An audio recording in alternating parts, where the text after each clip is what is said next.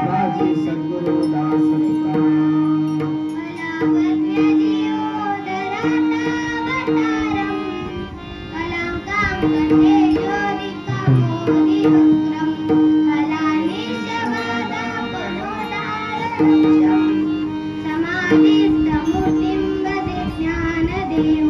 ओम नमो ज्ञानेश्वराय।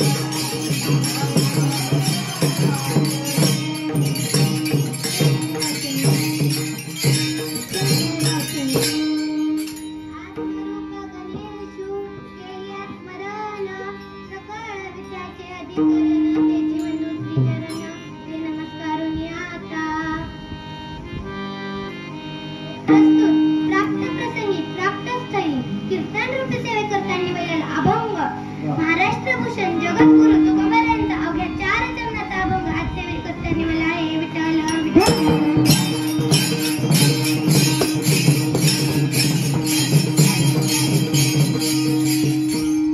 या अभंगाकडे बोलण्यापूर्वी अल्पहासा पर्याय द्यायचा, तो म्हणजे असा की आज कामदायक दशनिमित्त माझे कीर्तन ठेवण्यात आले हे माझे परम भाग्य समजते। सर्वात अगोदर मी माझ्या गुरूंचे आभार मानते। त्यांनी जर मला कमी दिवसात कीर्तन नृत्य सेवा बसवून दिली नसती तर आज मी नारदाच्या गादीवर उभे नसते। आणि तसेच माझ्या आई वडिलांचे आभार मानते। तुम्ही सर्व टाळकरी मंडळी, विनेकरी, मृदुंगाचार्य, गायनाचार्य, आई, दाजी, सौंदया यांचे सर्वांचे आभार मानते व कीर्तनाला सुरुवात करते। विठ्ठल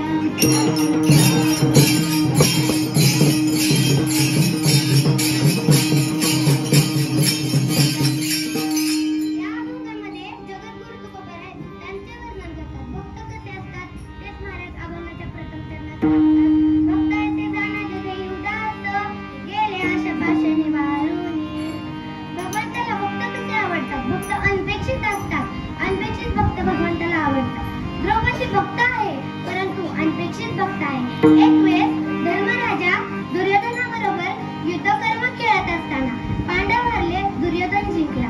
दुर्योधनाने दुशासनाला आज्ञा केली, हे दुशासना जा द्रौपदीला सभेत घेऊन ये।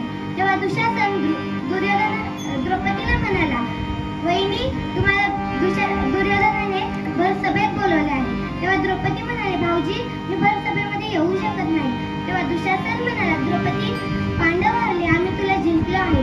तेव्हा द्रौपदी म्हणाली, मी भरसभेमध्ये येऊ शकत नाही कारण मी एक स्त्री आहे। तेव्हा दुशासन म्हणाले, द्रौपदी मला काही माहित नाही। दुशासनाने द्रौपदीच्या केसाला धरून भरसभेत ओढत आणले आणि त्या सभेमध्ये भीष्माचार्य, द्रोणाचार्य, कृपाचार्य, रती, महारथी, महायोध्ये आणि त्या ठिकाणी द्रौपदीचे 5 पती खाली मान घालून बसले होते। तिने सर्वांकडे पाहिले परंतु तिचा नाईलाज झाला। द्रौपदी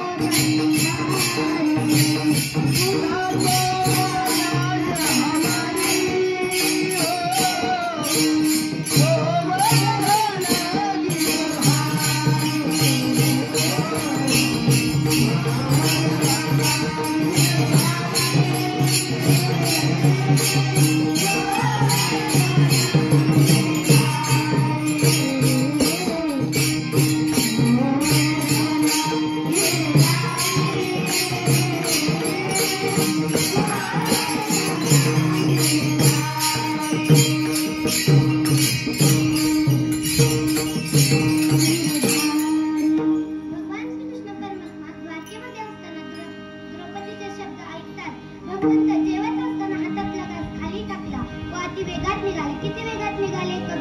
कबीर महाराज सांगतात, आगे लागत गोली पीछे होता आवाज. किती वेगामध्ये निघाले तर भगवान श्रीकृष्ण परमात्मा गरुडाचाही वेग त्या ठिकाणी कमी पडला. मनोवेगापेक्षा भगवान श्रीकृष्ण परमात्मा अति वेगात निघाले. तेच तुकाराम महाराज एका ठिकाणी सांगतात, त्वरा झाली गरुडापाटणा, त्वरा झाली गरुड टाकी येला मारा, द्रौपदीचा लागे नारायण. भगवंत त्या ठिकाणी प्रगट झाले व भगवंताने विचार केला, आपण जर द्रौपदीला साडी नेसायला दिली तर हे दुशासन द्रौपदीला साडी नेसून देणार. भगवंताने कसला न विचार करता भगवान श्रीकृष्ण परमात्मा स्वयं साडी झाली. नेसली लुगडी तेव्हा झालो, त्या दुशासनाला कळालेच नाही, साडी में नारी की नारी में साडी. भगवंताने स्वतःचे रूप प्रगट केले व आपल्या पिवळा पितांबर नेसला आणि त्या दुशासनाला सांगितले, हे दुशासना, तू जर द्रौपदीच्या अंगाला हात लावशील तर तुला एका मिनिटात जाळून भस्म करील. सांगण्याचं तात्पर्य, द्रौपदी भक्त होती परंतु तिच्या ठिकाणी साडीची अपेक्षा नव्हती. असे अनपेक्षित भक्त भगवंताला आवडतात. एक वेळेस ध्रुव बाळ आपल्या वडिलांच्या मांडीवर बसले असताना त्याच्या सावत्र आईने त्याला हाताला धरून उठवून काढले व त्याचा अपमान केला. तो रडत आईकडे आला. आईला म्हणाला, आई, मला सावत्र आईने वडिलांच्या मांडीवरून उठवून लावले, मी काय करू ग? तेव्हा आई म्हणाली, बाळा, तू कशाला काळजी करतो, भगवंत तुला देईल ना मांडी. तेव्हा तो म्हणाला, आई, मी काय करू? आई म्हणाली, तू भगवंताची तपश्चर्या कर. मग तो मोठ्या अरण्यामध्ये भगवंताची तपश्चर्या करू लागला. त्याच्या तपश्चर्याला भगवंत प्रसन्न झाले व त्याला सांगितले, ध्रुव बाळा, तुला काय पाहिजे? त्याला काही बोलता येत नव्हते.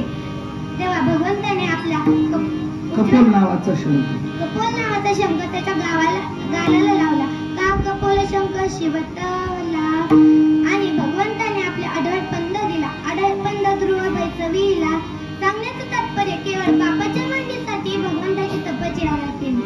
आता उपमन्यू हा फक्त दुधाची अपेक्षा करायचा. त्याला दुधाशिवाय काहीच दिसत नव्हते. त्याच्या आईने त्याला पिठात पाणी घालून दूध बनवून द्यायचे. एक वेळेस मोठ्याच्या संगतीला गेल्यानंतर सर्व उत्कृष्ट. तिथे काय कमी?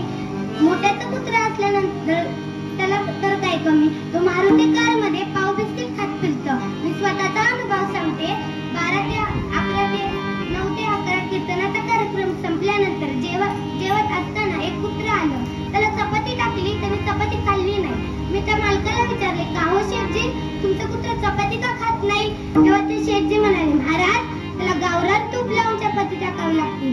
सांगण्याचं तात्पर्य, कुत्रा जर मोठ्याच्या संगतीमध्ये असल्यानंतर तो उपमन्यू का नाही? दुसऱ्या दिवशी तो उपमन्यू खऱ्या दुधाची अपेक्षा करायला लागला. त्याच्या आईने त्याला भगवंताची तपश्चर्या करायला लावली. मोठ्या अरण्यामध्ये भगवंताची तपश्चर्या करत बसला. त्याला भगवंताने दुधाचा सागर दिला, दुधाचा समुद्र. केवळ दुधासाठी भगवंताची भक्ती केली.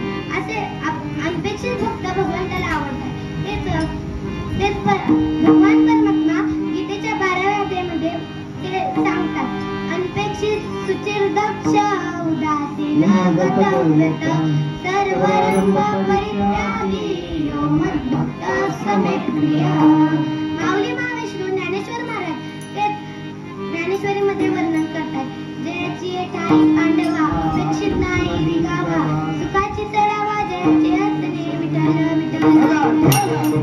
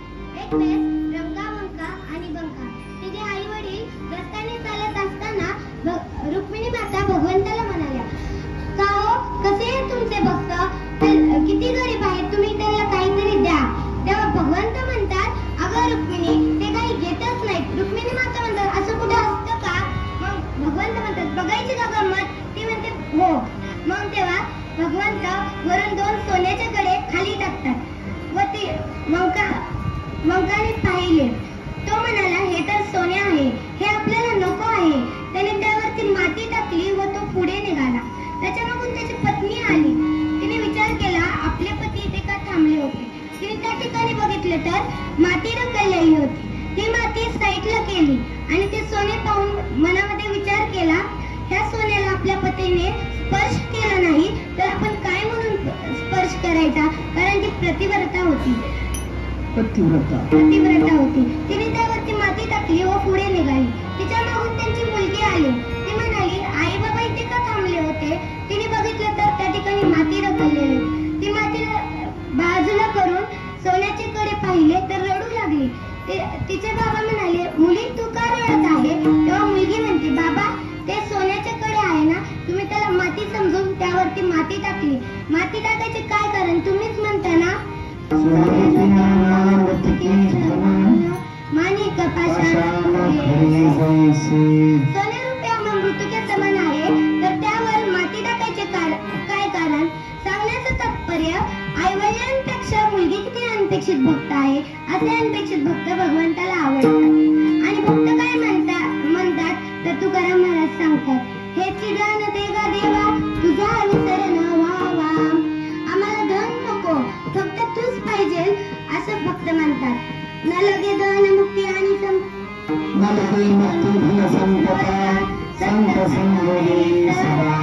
छत्रपती शिवाजी महाराजांनी महाराष्ट्रभूषण जगद्गुरु तुकोबारायांना नजारा पटवला. तुकाराम महाराज म्हणतात, आम्हाला नको हा नजारा. दिवट्या छत्री घोडा येतो बरा पडा. तेव्हा महाराज म्हणतात, आम्हाला तुम्ही सुखी व्हावे असे वाटते.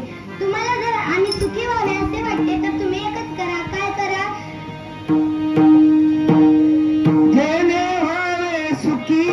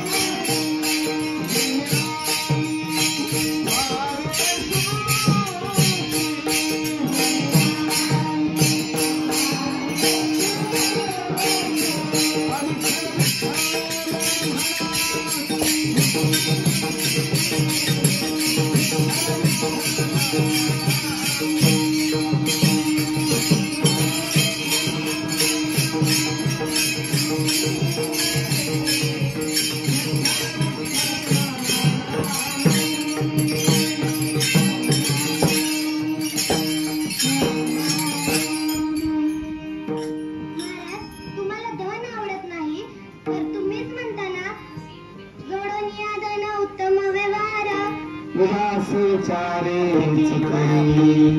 धन आवडतं, पण कशा प्रकारचे? टेबलाच्या वरून घेतलेली लक्ष्मी आणि टेबलाच्या खालून घेतलेला पैसा असे धन असेल तर असे आम्हाला आवडत नाही. महाराज, तुम्ही म्हणतात जन आवडत नाही, तर जन का आवडत नाही? तुकाराम महाराज म्हणतात प्रकाराचे तीन तुकामुळे केले जन. प्रकाराचे तीन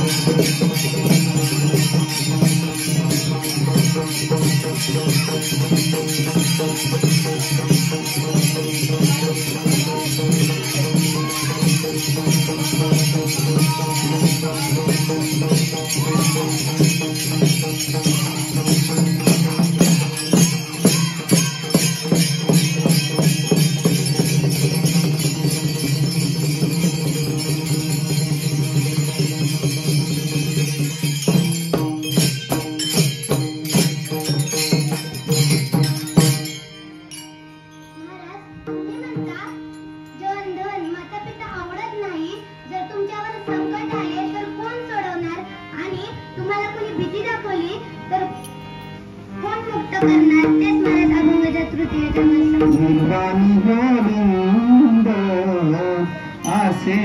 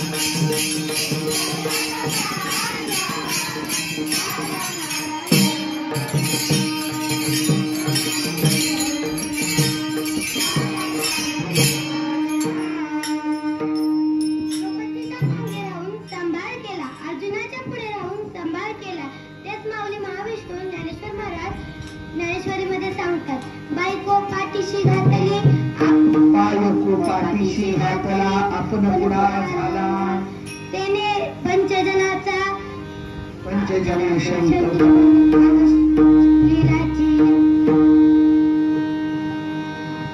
महाराज तुम्ही म्हणता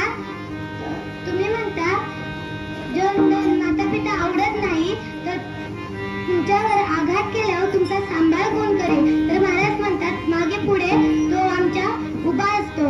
मागे पुढे उभा नाही सांभाळीत आली आघात निवाराय. मागे पुढे उभा राहे सांभाळ.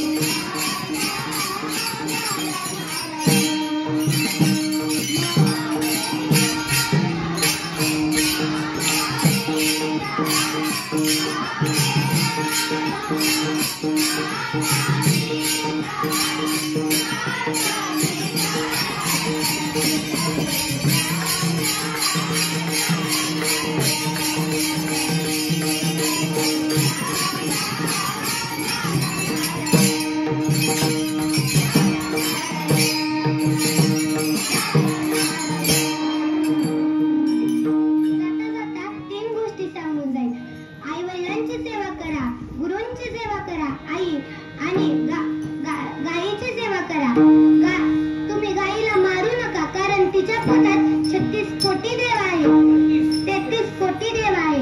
आणि गुरु म्हणजे काय? गुरु आपल्याला ज्ञान देतात. माझ्या गुरूंनी कमी दिवसात माझ्याकडून कीर्तन रूपी सेवा बसवून दिली. त्यांचे जेवढे आभार मानावे तेवढे कमीच आहे. आई वडील म्हणजे जगात